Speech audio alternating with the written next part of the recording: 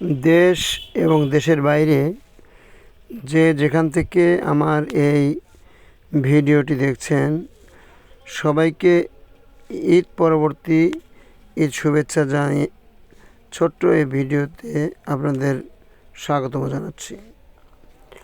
প্রিয় বন্ধুরা, আজকে সকালে বন্যাকান্দি গ্রামে গিয়েছিলাম ওমর ফারুকের বাড়িতে। তো সেখানে কিছু সময় অতিবাহিত করে আমি ফিরে এসেছি সলপের ঐতিহ্যবাহী ঘোলের দোকানে।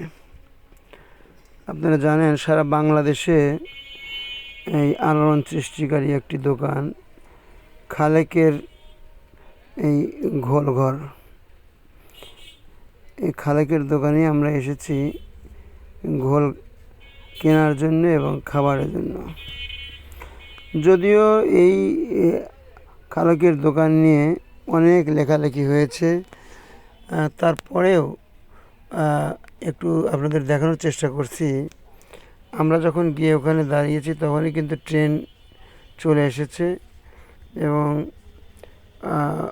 উৎসব মুখরভাবে এই ট্রেনের যাত্রীরা সেখান থেকে এই ট্রেন আসার সাথে সাথে অসংখ্য মানুষ ওই যাত্রীদের কাছে ঘোল বিক্রি করছে।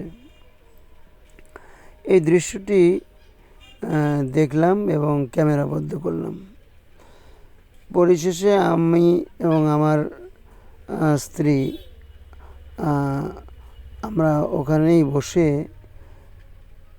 খালেক ভাইয়ের আমন্ত্রণে আমরা এখানে ঘোল খেলাম। তো এই যে দৃশ্য আপনাদের দেখানোর চেষ্টা করছিলাম,